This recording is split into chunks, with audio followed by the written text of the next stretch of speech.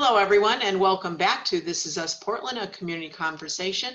I am Mary Pont. I'm the administrator of Portland Youth and Senior Services. I have with me today our very special guest, John Lally. He is an APRN and the executive director of Today I Matter. Welcome, John, and I'm going to have you start by just explaining to us about Today I Matter. And I understand it matters a lot to you. So why don't we talk about Today I Matter and the development of that and where we're going from there. Thank you. I'd love to. Today I Matter is a nonprofit organization that my family started a little over 4 years ago now, in honor of my son, Tim. That's how we came up with the name, using the TIM acronym. Tim died from a heroin overdose in January of 2016. And he had struggled for quite a while with substance use disorder, and long prior to that with depression and severe anxiety with panic attacks. After his passing, we as a family came together and felt we needed to try to do something positive, to make something positive come from his struggle and his death. And we looked on our experience. I am a psychiatric nurse practitioner. I've been working in mental health and addictions fields for over 37 years now. And so I have certainly the professional experience. And then to top that off, I have the personal experience of dealing with my son's history of addiction and mental illness and ultimate overdose death. So again, putting that together, we decided how could we make the best use of our time in his honor. One thing, when Tim was in treatment for his substance use disorder, he was always trying to drive people to 12-step meetings and encourage other people to get into treatment. He wanted really badly to overcome his addiction, and he tried many times. So in keeping with that vein, we thought, how can we help other people who are struggling? So we came up with our organization, and our primary mission of Today I Matter is to work hard to reduce the shame and the stigma of both mental illness and addiction. We know that's probably the biggest barrier to people getting help and support is the shame, the prejudice, the blaming, again, it's the stigma that we get from around us and from ourselves at times. It keeps people suffering in silence and afraid to talk about their problems. So we work hard to put this out in the open, to say it's okay to talk about everyone's struggles. We want people to talk openly so they can get the help and support. So the ways we do this in my organization are many things. One, like I'm doing here with you today, Mary, we do a lot of public speaking for different towns. I've spoken at the UConn Medical School to medical students. We've done everywhere, churches, Boy Scout organizations, anybody that will listen to us about the problems that we're facing with addiction, which we know now are the problem of addiction is deadlier than ever in history. We're losing more people. This year, we're going to lose more people in Connecticut than ever through overdose. I wanted to just address one of the things that, you basically have said what your credentials are and the field that you've worked in for so many years, and the pressure of your family, from your family, to look at this incident, and as much knowledge that you have, sometimes it's not, I don't want to say it's not enough, but it's something that you have to look at and say, again, you made the decision to turn this into a positive after the death of your son. And that must have been a very hard decision to make, and being a professional and being in the field. And people, one of the things that the stigma certainly is important to address, because a lot of people don't want to address that they have a problem themselves, and to get past that and to admit it to others is very, very difficult. So I think leading into just going back to a few of those things and go forward now with what you're talking about, what your organization wants to do. Because our community is, people don't want to know that it's in their community, but I can tell you from the standpoint of being in this community, living in this community all my life, and being involved in the job that I'm doing, it is in our community, and it's something that we are trying to address on a continued basis. So Please continue. Thank you, Mary. It's in every community. Mhm. And that's also one of the factors that we talk about. Besides my public speaking and education, we have a project that we call our Memorial Poster Project. We now have 380 something 2-by-3 foot posters, Mhm. which are pictures of individuals who have died from substance use disorder. Right now, our project, we have people from 37 states around the country. And we travel around doing exhibitions of this memorial, which you can imagine, if you can imagine, is extremely moving to see all these giant photos looking into their beautiful faces of the Mhm. people that we've lost.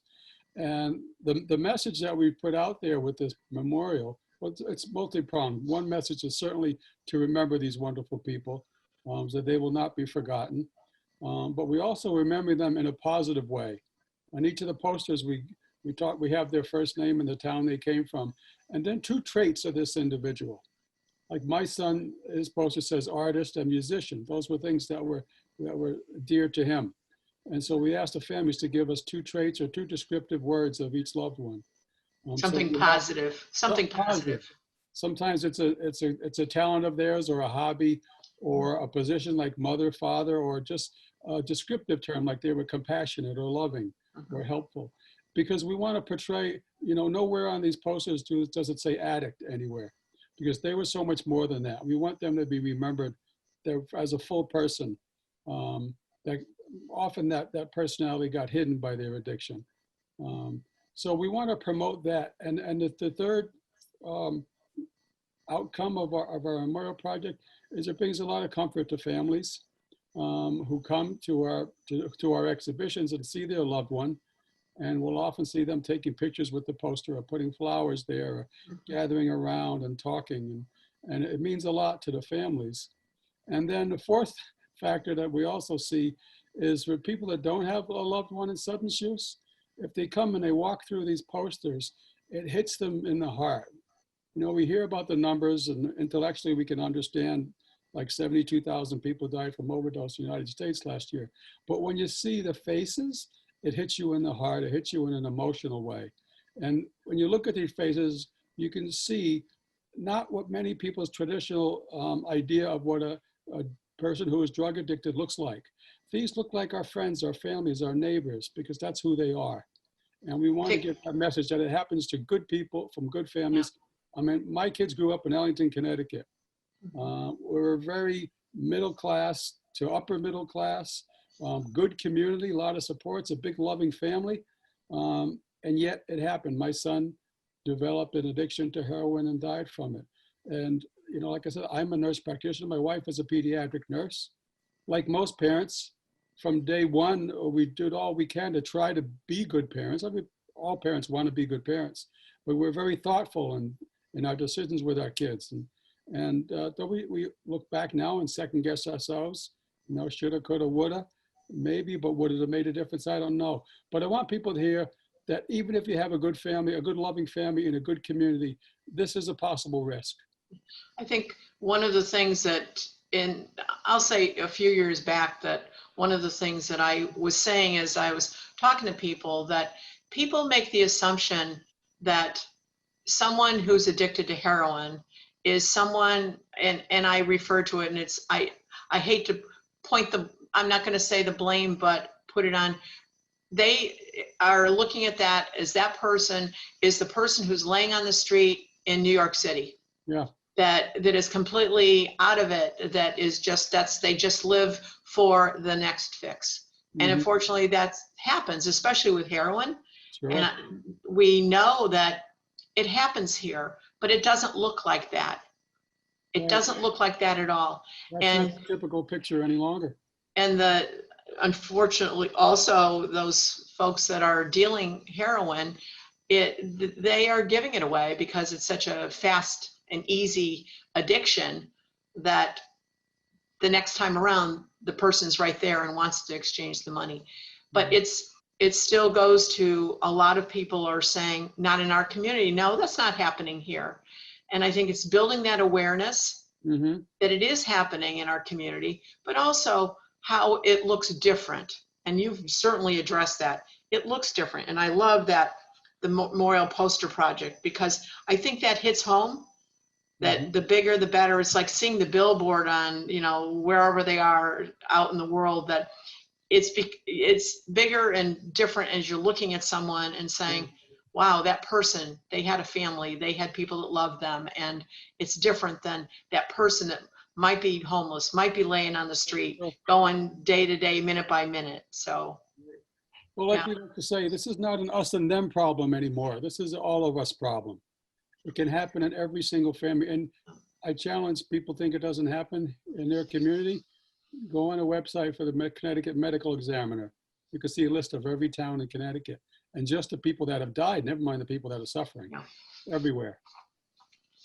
And that's something that, being in the job that I'm in, I know several people. I'll say several, it's more than that, but several people that have died from overdoses that have affected their families for the rest of their lives because of that incident that happened. So accidental, it wasn't on purpose. It was just one more time, and I'll, you know, that's all it's going to be. It's just one more time, as they promised the family. So, yeah. And I think so many people that have died that way, just one relapse, because right now, as you know, there's, for people who use opiates, there's a lot of fentanyl now mixed in the system. Yeah. Because fentanyl, you can make fentanyl in a lab. Yeah. No chemistry, you can make fentanyl, and it's cheaper than heroin, and it's easier to get, and the people who sell it have a much bigger profit margin. So I've seen fentanyl, they found fentanyl in cocaine, in methamphetamine, and even in tablets that it's stamped to look like a Xanax tablet that you might get from the pharmacy. So all drugs are deadly. But you know, we mostly talk about opiates because that's what's killing the most people. But when we talk about addiction, we need to talk about cigarettes as well, and vaping, and alcohol. You know, people tend to not think of alcohol because it's not illegal as an adult.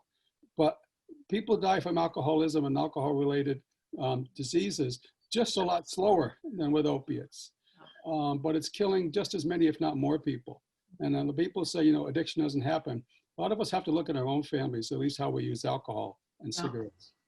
We've done many podcasts over the course of the last 2 years, and have definitely done the podcast and have had actually presentations on especially the fentanyl issue, because the people that are selling that, they don't care. They want the money. Exactly. They're usually not users themselves. And the people that are buying on the other end really don't know what they're purchasing. They're just purchasing what they're being told. And that's been the deadly mix. And that's where we're seeing some of the uptick of the overdoses because of that here in our town, as well as surrounding towns for that. But we have spent a lot of time on, I always say, when we know something is happening in another town, in other areas, sooner or later it's going to hit our town. And one of our big things that had been happening was vaping in the schools. Sure. And, you know, we've been addressing that in the last year. And I think it seems that with the teenagers especially, maybe it seems, although we haven't got all the facts and figures yet, seems like that might be lessening right now, because they're starting to hear how their bodies are going to be affected by vaping and having COVID. Mm-hmm. That's the bad cocktail right there. So it's always just when you think you get ahead, what's the next thing coming? Exactly. What's the next thing coming? And trying to keep up to that.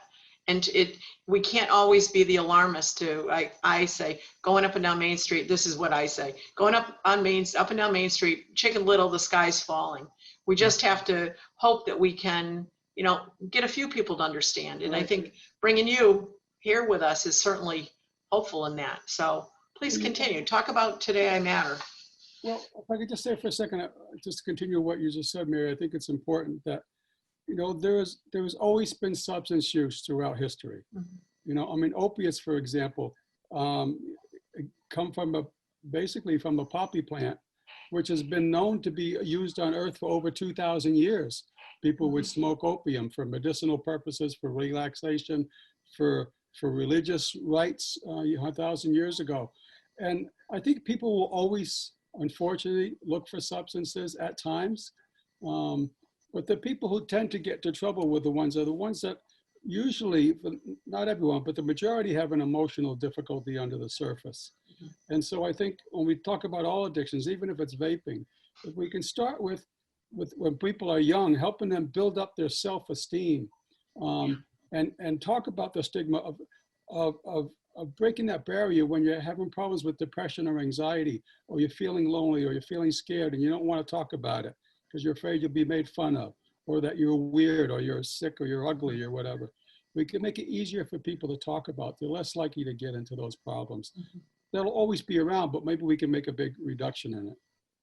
I think that's an excellent thing to work on, you know, and we've done with different programming in the school, worked on that to just build that self-esteem with our kids especially, and even with the adults, because those adults certainly need something in them is, you know, their self-esteem needs to be built up as well, and try to engage them in different activities that within our town, whether it's volunteering or whatever, to put in touch with some people that have got somebody to talk to, or just be with people. Because a lot of times I think people are isolating themselves. And of course, here we are. What do we have to do? We're isolating ourselves. We're in contact with as little people as possible. And I think the concern for all of us is that we're going to see that other things are going to start increasing because of that. And we can't even at this point think ahead that far. No, but we're already seeing an uptick in people trying to utilize mental health services and addiction services just since COVID. Right. But that's a good thing that they're looking for help. It's a good thing that they're looking for help. The bad thing is some help is harder to get right now. Yeah. And it's stressing out a lot more people. Even though a lot more people looking, I know a lot more people that have relapsed since the substance use because they've lost their supports that they used to have. Yeah. And the stress of maybe being out of work and not having structure in their day, the stress of financial concerns, of not being able to support their family has been very hard on people. Definitely. And I think that, again, that isolation is something that when we're talking about that emotional factor, when we're isolated or self-isolated, let's just forget about COVID, but self-isolating is a lot of the problem of they're using other substances to offset that. True. One of the things when you were talking about the drug use has been so many decades and way older than way far away. I think one of the things I hear all the time is the adults, and we're getting into grandparents now that are grandparents of teenagers, saying, well, I smoked that marijuana. I smoked that when I was a kid. What's the big deal? And I think the big deal that people aren't thinking about is that in this day and age, it's not the same marijuana. It's different. And there's more things put into it that you have no idea what's in it. So true. And that's scary. That's just plain scary, because that's where we are seeing so many kids or so many adults that are having bad results from using the marijuana. Right. It's so much stronger than ever in history. Yeah. It's a whole different drug than it was 30 years ago. Yeah.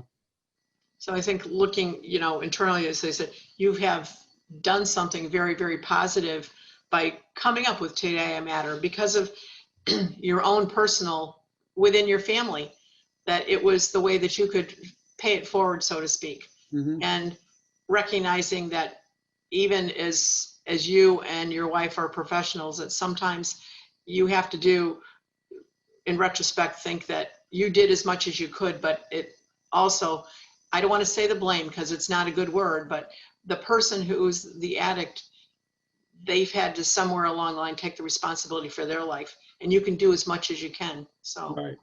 Well, one of the difficulties, we talk about in a lot of our discussions about addiction is that choice versus disease. Yeah.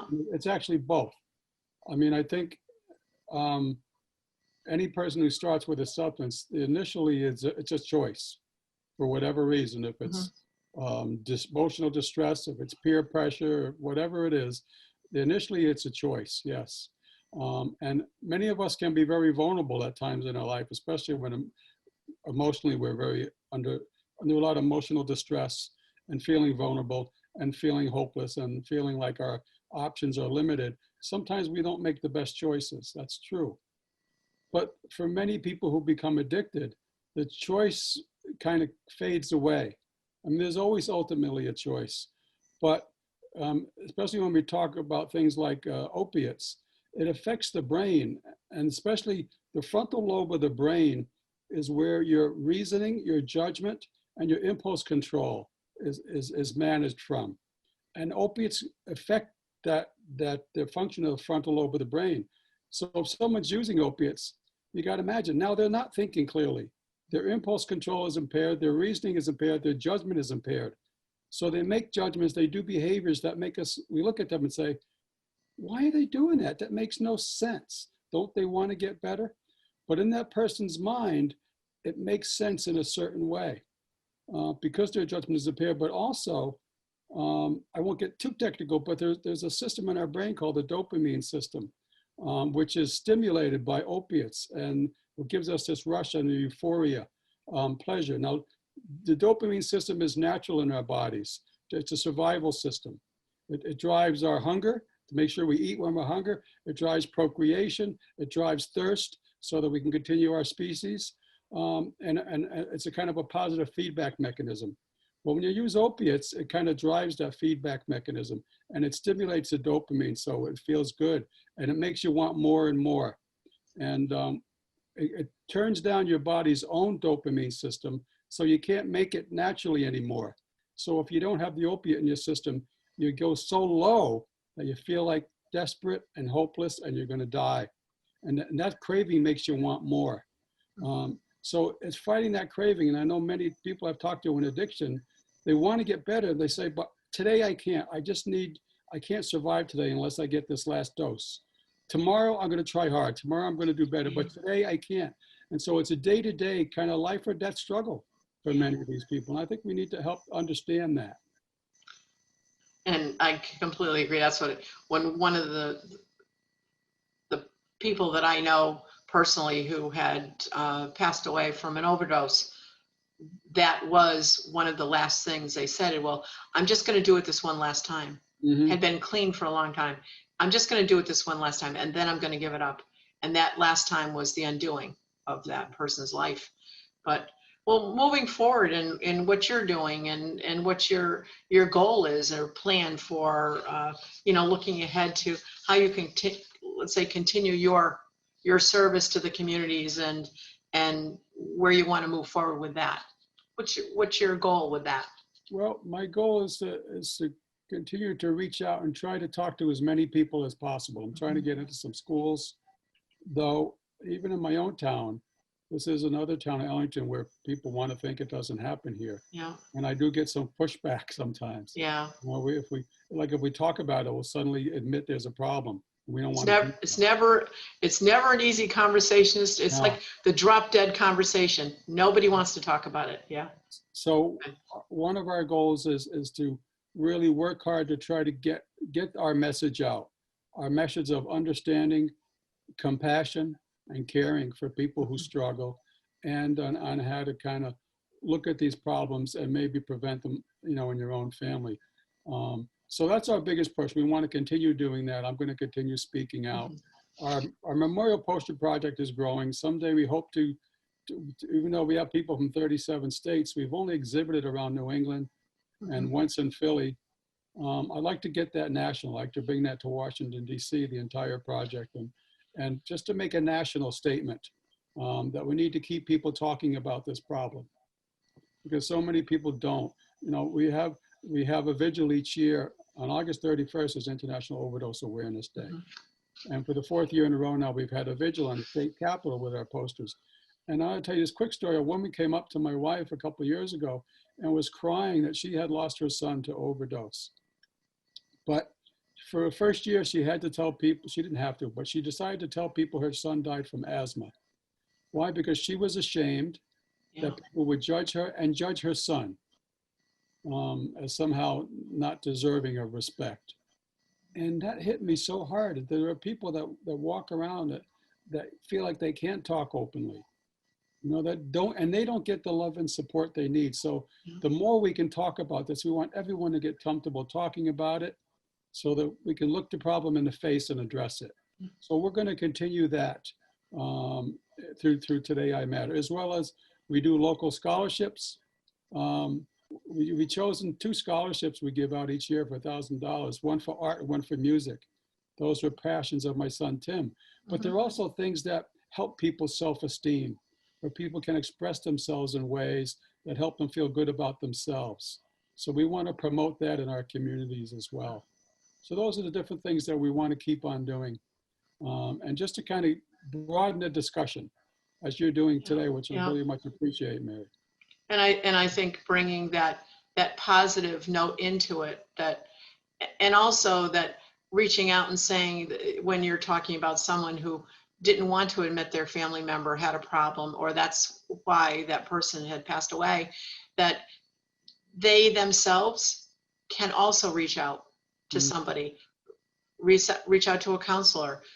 If they don't feel they have a friend to talk to reach out to counseling, and try to get into the counseling habit of just looking inside themselves and being able to get to where they're comfortable, so that maybe they can talk about it. Yes, I mean, well, we responded to this woman by saying, you're here amongst us now. We're over 100 people here. All of us have known someone who's died from substance use. You're accepted here. You're respected here. You're loved here. But we run some online right now. Because of COVID, we've been doing these online on our Zoom meetings. I work with another group called Tri-Circle, and I facilitate a support group online for people who have lost someone addiction. So it's for family members. We also have support groups of people who have someone in their family who are actively using. So we offer those supports too for people to help them find a place to talk where there's no judgment and there's understanding and acceptance. Okay. Right. That's great. I think we're so focused on COVID, we still have to think about what addictions and what things were happening in our lives before COVID happened to us. It's just sort of sent all of us into that isolation mode, and the fear is that we're going to come out of it, which we know we're going to come out of it, but we're going to come out of it, and there's going to be those that it's going to be a lot more difficult for them to come out because they've been isolated so long. So yeah, I mean, it's certainly horrible to hear over 200,000 people have died from COVID. Right. But I don't know who's collecting the numbers, if it's possible. The amount of people that are suffering emotionally, and financially, but that also has an emotional toll from COVID, is probably more than the people that have died. I definitely think so. Have a psychological effect. I definitely think so. Sure. But we're gonna, I think, wrap up on a positive note with the great things that you're going to be moving forward with, because I think that's such a great thing to do, to bring out the positive in people as well, and continues the message, because we have to continue the message and hope that more people will listen to the message, because that in itself is not easy. People, that's why we used to do different gatherings, and less and less people would come. So we made the decision to start doing podcasts, because people can listen in the privacy of their home. They can listen where they're moving, and trying to get those messages out there of, different topics in different venues. So I appreciate that you were willing to join us today, and I think we're going to leave it at that. John Lally, thank you so much. And I'm going to just wish you well in your endeavor with moving forward with your positive message for your son, Tim. And I don't know how much time we have here, but I haven't talked about recovery is possible. People recover from substance use disorder all the time.